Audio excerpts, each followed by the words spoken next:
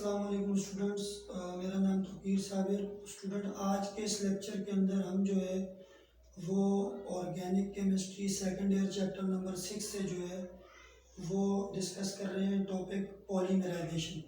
सबसे पहले हमने जो है वो पॉलीमराइजेशन की डेफिनेशन डिस्कस करनी है और उसके बाद जो है हमने उसकी दो टाइप्स डिस्कस करनी है, जिसमें एडिशन पॉलीमराइजेशन और कंडेंसेशन पॉलीमराइजेशन शामिल है। तो स्टूडेंट्स, हम लेक्चर का आगाज़ करते हैं।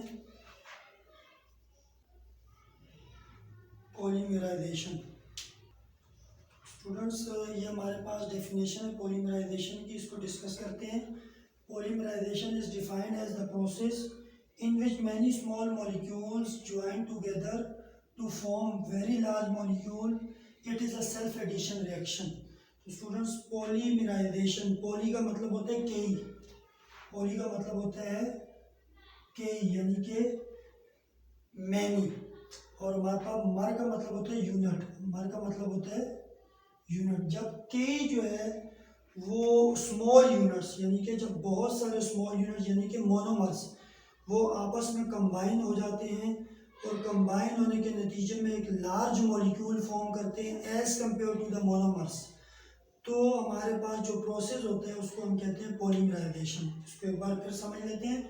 पॉलीमराइजेशन जो है वो एक ऐसा प्रोसेस है जिसमें many small molecule join together, जिसमें बहुत सारे स्मॉल मॉलिक्यूल्स इकट्ठे हो जाते हैं to form very large molecule, और उसके नतीजे में बहुत बड़ा जो है वो मॉलिक्यूल बना लेते हैं। It is a self addition reaction. ये जो है सेल्फ एडिशन रिएक्शन होता है, यानी कि वो मोनोमर्स इटसेल्फ जो है एक दूसरे के साथ ऐड होते चले जाते हैं, जिसके नतीजे में जो एक लार्ज मॉलिक्यूल फॉर्म होता है, और इस प्रोसेस को हम कहते हैं कि ये पॉलीमराइजेशन का प्रोसेस है। हमारे पास जो है पॉलीमराइजेशन की दो टाइप्स हैं। There are two types of polymerization, addition polymerization, condensation polymerization. तो पहले हम डिस्कस करते हैं एडिशन पॉलीमराइजेशन की डेफिनेशन को और उसकी एग्जांपल को। हमारे पास डेफिनेशन है when many monomers undergo self combination, यानी कि जब बहुत सारे मोनोमर्स, मोनोमर कहते हैं सिंगल यूनिट को, मोनो कहते हैं को, मर कहते हैं यूनिट को, तो जब एक सिंगल यूनिट यानी सिंगल यूनिट जब बहुत सारे वो सेल्फ कम्बिनेशन यानी खुद से कंबाइन होते हैं आपस में, resulting into a substance with a molecular mass many time greater than the monomer, then the polymerization is known as addition polymerization. तो कहा कि जो मोनोमर्स के कंबाइन होने के नतीजे में जो कंपाउंड बनता है, उस कंपाउंड का जो मॉलिक्यूलर मास होता है वो उन मोनोमर्स के मुकाबले में कई गुना ज़्यादा होता है। इस प्रोसेस को हम कहते हैं एडिशन पॉलीमराइजेशन। हमारे पास एडिशन पॉलीमराइजेशन की सबसे जो बेस्ट एग्जांपल है वो पॉलीथाइलीन बैग्स हैं, जो कि कैरियर बैग्स हैं जिनमें हम सामान कैरी करते हैं। वो जो है वो एडिशन पॉलीमराइजेशन की एक बेस्ट एग्जांपल है। इसके जो स्टार्टिंग मटेरियल है हमारे पास वो जो है वो एक मोनोमर है, यानी मोनोमर कौन है हमारे पास, इथाइलीन मोनोमर है हमारे पास, इथाइलीन मोनोमर है जिसके हमारे पास कई सारे यूनिट्स मौजूद हैं।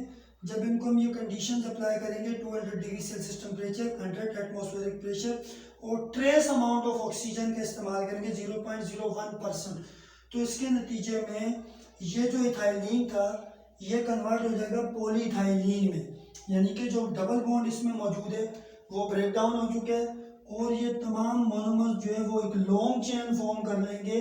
इथाइलीन के मोनोमर एक लॉन्ग चेन फॉर्म करेंगे जिसको हम कहते हैं पॉलीथाइलीन।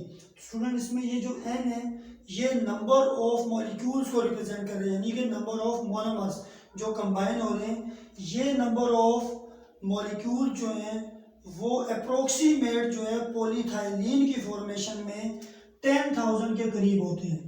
अप्रोक्सीमेट 10,000 के करीब ये N वैल्यूज आती है।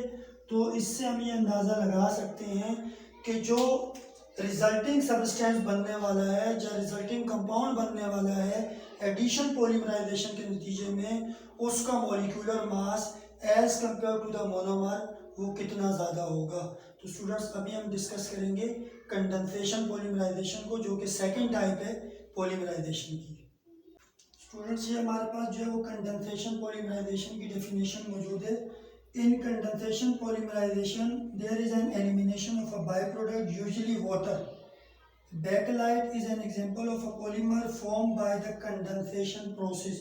स्टूडेंट्स कंडेंसेशन प्रोसेस के अंदर, कंडेंसेशन पॉलीमराइजेशन के अंदर हमारे पास जब मोनोमर्स आपस में कंबाइन होते हैं, कोई भी जो है लार्ज कंपाउंड बनाते हैं, तो उसके नतीजे में कोई बाय प्रोडक्ट होते हैं जो वहाँ से रिमूव होते हैं। यूजुअली जो आम तौर पर कंडेंसेशन पॉलीमराइजेशन के अंदर बाय प्रोडक्ट रिमूव होता है वो जो है हमारे पास वाटर है। जैसे कि यहाँ हम देख सकते हैं वाटर रिमूव हो रहा है। यह हमारे पास एक रिएक्शन है जिसमें कि हम जो है इजीली अंडरस्टैंड कर सकते हैं कंडेंसेशन पॉलीमराइजेशन का प्रोसेस किस तरह से हो रहा है। हमारे पास ये फिनॉल का एक यूनिट है और ये फिनॉल का यूनिट है स्टूडेंट्स। एक ये फिनॉल और ये फॉर्मेल्डिहाइड हमारे पास कंडेंसेशन पॉलीमराइजेशन के प्रोसेस में एज अ मोनोमर यूज हो रही है। जो हमने लास्ट टाइम डिस्कस की थी एडिशन पॉलीमराइजेशन, वहाँ पर एक सिंगल मोनोमर यानी कि हमारे पास इथाइलिन यूज हो रहा था, उससे पॉलीइथाइलिन फॉर्म होता है। यहाँ पर हमारे पास दो मोनोमर्स हैं जिसमें फिनॉल और फॉर्मेल्डिहाइड दोनों मोनोमर्स आपस में कंबाइन होते हैं